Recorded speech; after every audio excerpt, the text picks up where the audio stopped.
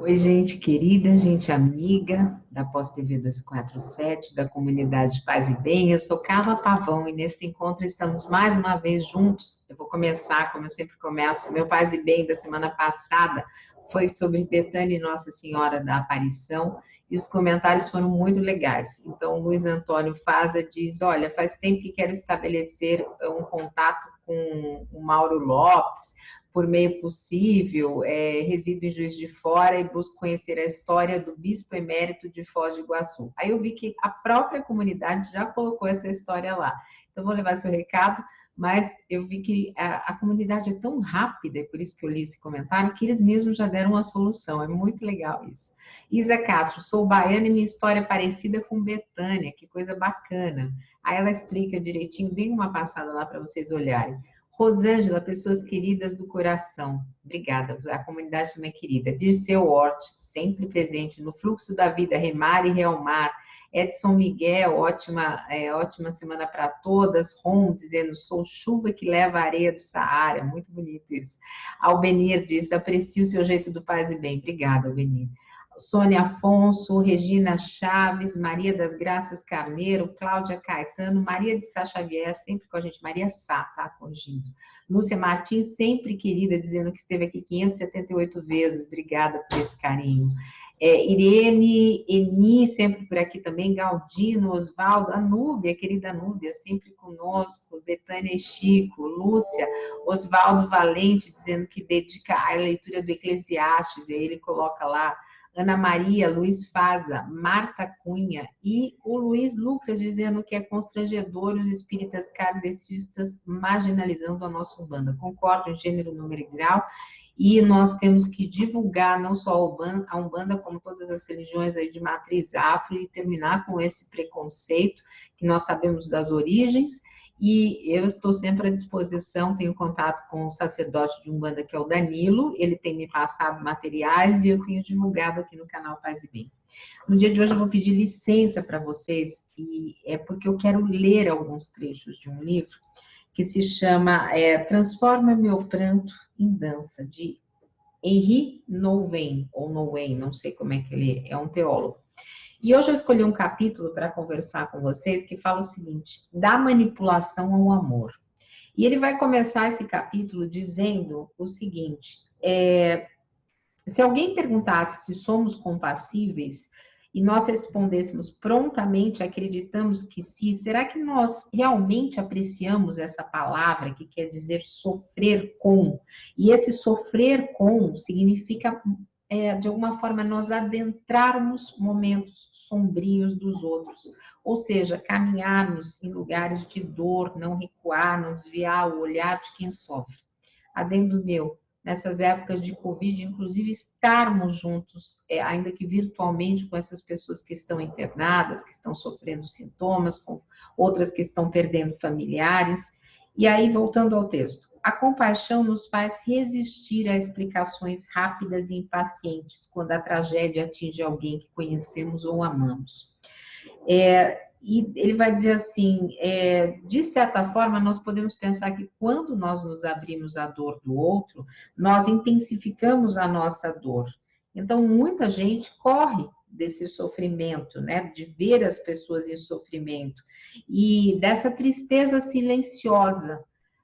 Mas, ele fala assim, quando nós somos confrontados com a pobreza, com as dificuldades, com o pranto, nós normalmente nós vamos para um lugar onde as coisas sejam um pouco mais confortáveis. E aqui eu não vou citar exatamente o caso que ele coloca aqui, mas vou dar um exemplo, que é muitas vezes quando uma pessoa diz, puxa, eu estou com a Covid, ou eu perdi o emprego, ou meu tio está doente, ou tenho um familiar numa casa de repouso que pegou a doença, e nós imediatamente tentamos confortar esta pessoa, dizendo, olha, mas talvez ele passe por isso, talvez seja melhor, talvez...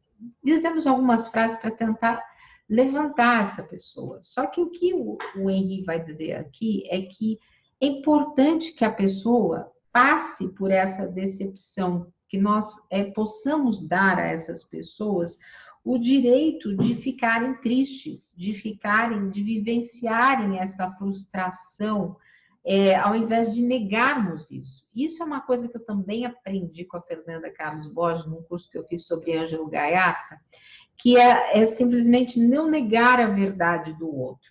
E me parece que existe, algumas vezes, uma tendência, principalmente em nós, que somos das mais diversas tradições aí espirituais, de nós querermos ir confortar o outro e não darmos espaço para este sofrimento.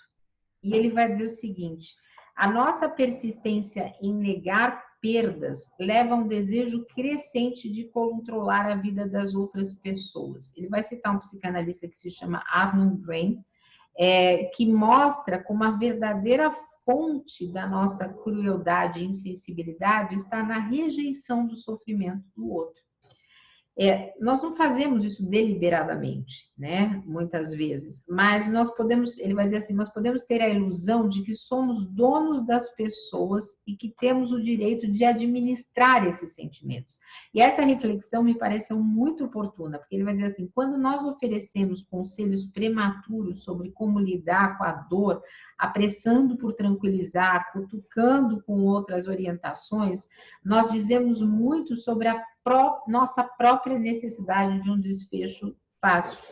E nós nos intrometemos para consolar, para transformarmos almas feridas em objetos ou em projetos.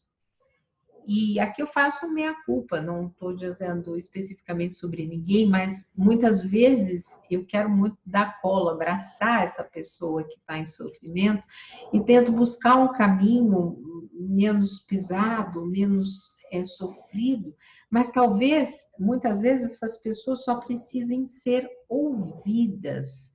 E ele vai dizer assim, normalmente, olha, ele vai dizer assim, esta abordagem parece nos isolar de feridas e de necessidades dos outros, e nós acabamos não ajudando em nada, porque ela nos prende em nossa própria insistência em obter conforto. E é uma abordagem possessiva de relacionamentos que cria nossos próprios desapontamentos. As pessoas geralmente não respondem bem aos nossos esforços para administrar suas vidas ou orquestrar suas respostas ao sofrimento. Então, nós acabamos ainda mais sozinhos, emparedados dentro das nossas decepções e da nossa tristeza. E isso eu tenho sentido muito claramente nessas épocas de pandemia, que existe dentro de mim uma necessidade em ajudar, e talvez alguns de vocês compartilhem disso, mas parece que nós nunca estamos fazendo o suficiente. Por mais que fiquemos em telefone, WhatsApp, em vídeos, gravemos, façamos lives, conversemos, eu, no meu caso, faço com o grupo reuniões mediúnicas, fazemos preces, vibrações todos os dias, mas parece que falta alguma coisa ainda para ajudar. Talvez seja esse desapontamento do emparedamento espiritual, que aí já é uma palavra que eu estou criando esse conceito, dentro dessas nossas decepções e tristezas, que são muitas que nós estamos vivendo. Então, ele vai dizer o seguinte, que essa tensão colocada nos relacionamentos, ela parece proliferar em um tempo como nós, quando as pessoas demonstram estar interessadas em amizade, companheirismo e comunidade. Então, ele vai dizer assim, nesse momento, artigos, livros de revista, tudo está falando na psicologia, que ele chama aqui de psicologia popular, de uma mentalidade muito de consumo para a nossa intimidade. Então, nós esperamos sempre mais dos nossos amigos, parceiros, do que eles podem nos dar. E uma parte do nosso sofrimento vem dessa nossa solidão, uma solidão que é intensificada por nossas carências. Ele vai citar um psiquiatra que se chama Thomas Ora, que vai dizer o seguinte, que muitas vezes nós temos uma cultura de entrelaçar os dedos, assim. Mas que na fé cristã se surge a imagem das mãos unidas. E essas mãos unidas, olha que bonito isso, elas apontam para uma direção. Nós espíritas não fazemos esse gestual, às vezes até fazemos, mas não temos isso incorporado dentro da nossa tradição.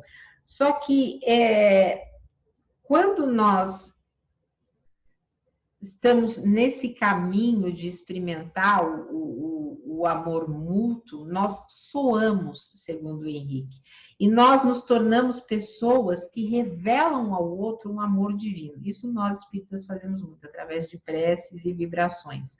Então, esse relacionamento da prece com Deus, seja pelo gestual ou não, ele nos coloca com uma expectativa menor, num anseio menor pela nossa aceitação.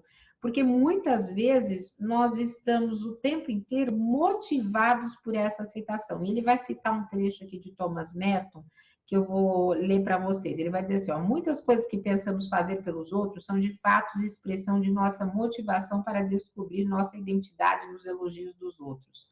Nossas necessidades nos impedem de agir e amar livremente. Thomas Merton escreveu: aquele que tenta agir e fazer coisas pelos outros ou pelo mundo sem aprofundar sua autocompreensão, sua liberdade, sua integridade e capacidade de amar, não terá nada a dar aos outros. Ele comunicará a eles nada além do contágio de suas próprias obsessões, sua agressividade, suas ambições centradas no ego, seus preconceitos e suas ideias doutrinárias. Então, no cerne dessa crítica do Merton, pode estar, muitas vezes, inclusive, o nosso ativismo. E não estou fazendo nenhuma crítica específica aos ativistas, porque também me considero uma ativista, mas muitas vezes nós acabamos fazendo coisas para os outros em nome do fazer, mas para um bem indireto, por aqueles ganhos indiretos que são nossos mesmos.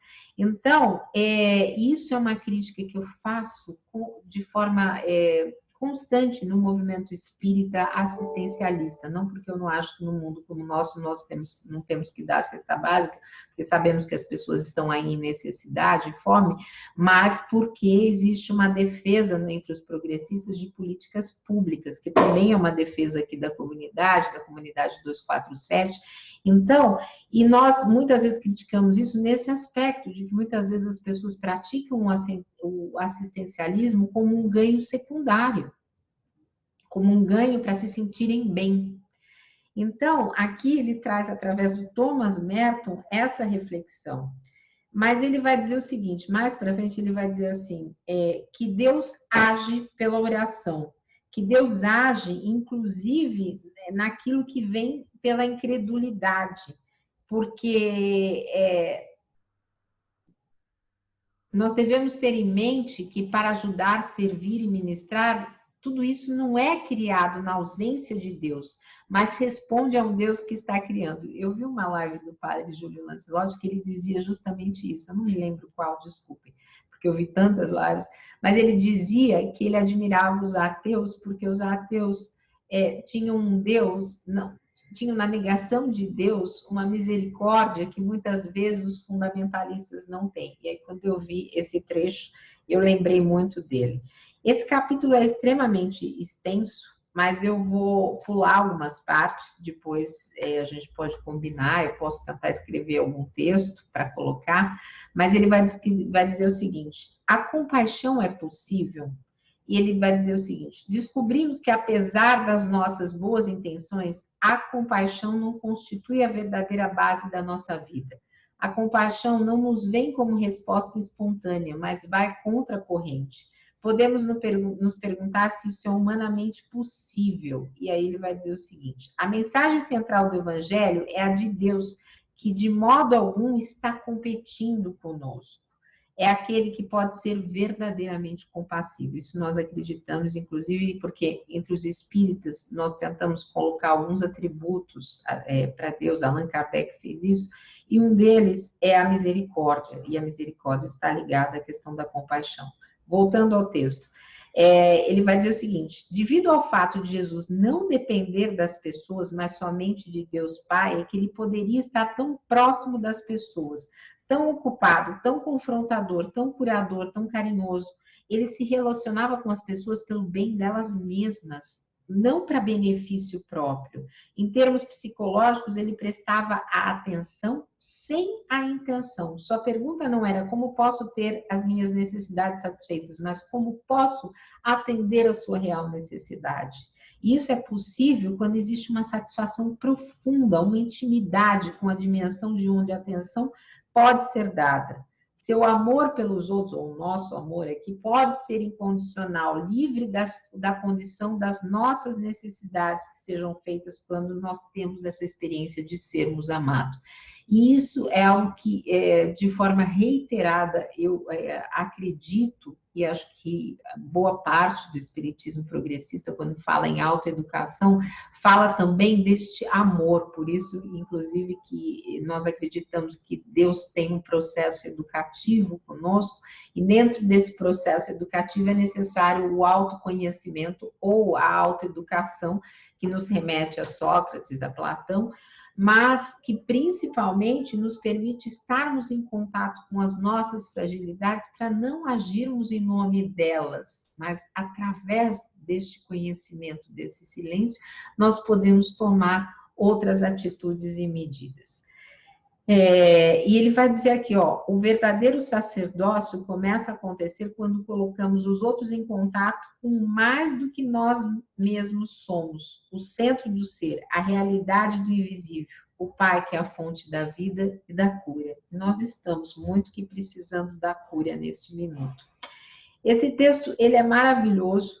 Eu vou ler um exemplo de um caso que ele tem aqui, e depois, se vocês quiserem, deixem nos comentários que eu continuo lendo outros momentos. Eu adquiri vários livros de teologia, porque eu tenho interesse, pessoalmente, em estudar essas teologias plurais, e eu estou fazendo um rodízio entre eles para que nós possamos ter acesso a todo o material, possamos dialogar aqui. Espero que vocês estejam gostando disso tudo. A semana passada eu quebrei um pouco isso, vim com arte, né, com Betânia, com Chico, com Caetano, para a gente depois recomeçar esses estudos, porque eu estou estudando junto com vocês.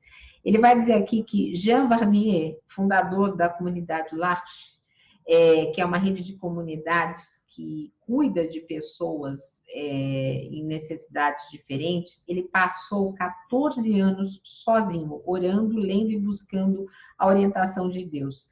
Ele nunca planejou uma grande organização em algum ponto para se encontrar com Deus. Então, o que ele fez? Ele não pensou, eu preciso do maior número possível de pessoas para poder ajudar. Ele foi a um lugar e pegou e trouxe 2 homens que eram portadores de necessidade especial, no caso Down. E eram bem pobres, não tinham pai, mãe, nem irmão, nem ninguém, nem nenhum outro familiar. E trouxe essas pessoas para morarem com ele, e ali ele fez um círculo familiar, viver com eles como uma família. Desculpa, vocês estão ouvindo a máquina de pão, ainda não tomei café da manhã, hoje o dia foi muito corrido. E ele trouxe essas pessoas para morarem com ele. E ele chamou o lugar, por causa da Arca de Noé, de a Arca, L'Arche, no francês. Não sei se eu estou lendo certo, qualquer coisa vocês me corrijam. E a partir desse esforço, ele começou um processo de escuta solidária. E cresceu uma rede de comunidades que hoje já conta com 3.000 membros. E essas pessoas que são necessidade especial, os assistentes, moram em pequenas casas.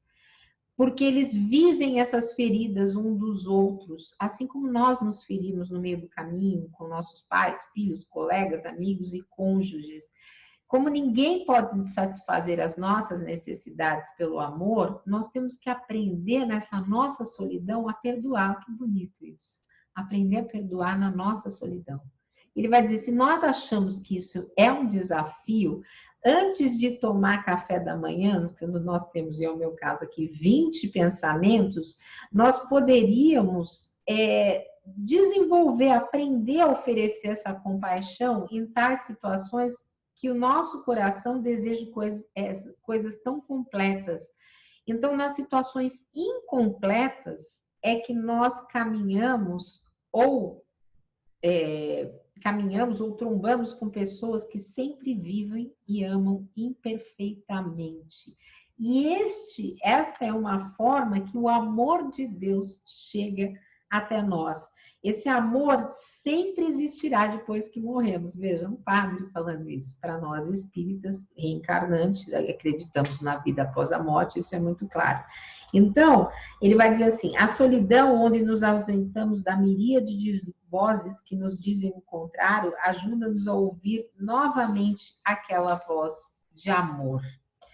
E daí ele vai entrar num trecho também muito bonito, mas como eu acho que esse faz bem, eu não marquei o tempo, ele já está muito longo. Eu vou anotar aqui no meu livro que eu parei aqui, e se vocês aprovarem, gostarem disso, peraí, gente, deixa eu anotar aqui. Eu continuo na semana que vem, então hoje é dia 30/6/2020 e eu parei aqui. Tá anotado aqui, ó, gente. Anotei em roxinho para combinar com a capa do livro. Meus livros são muito anotados. Eu interajo demais com livros, isso me dá uma alegria muito grande. Então, se vocês gostaram, deixem aí no comentário. Daqui a alguns dias eu vou trazer um outro livro e depois eu volto para esse, porque eu preciso me preparar, preciso estudar e trago para vocês. Um beijo grande para essa linda comunidade. Sinto falta de vocês, fico sempre um pouco ansiosa quando tá para chegar o meu dia, porque eu quero trazer um conteúdo que vocês gostem. E nós estamos juntos nessa caminhada, nessa quarentena, nessa pandemia, nós estamos juntos, construindo esses laços importantes de amor. Muito obrigada e paz e bem, gente. Paz e bem. Lembrando que nós temos Caminhos do Espiritismo daqui a pouco, e nós temos toda a programação aí do canal que vocês veem na descrição do vídeo. Então, que nós continuemos esse caminho de transformar o nosso pranto por tantas vidas ceifadas, isso é um pranto, é uma dor importante, em dança, mas numa dança espiritual, não uma dança que faça nada de incoerente com esse sofrimento, mas que possa, pelo contrário, pegar essas pessoas que ficaram pela mão e trazer junto a cada um de nós em nossos corações. Um beijo grande, gente. Paz e bem, paz e bem.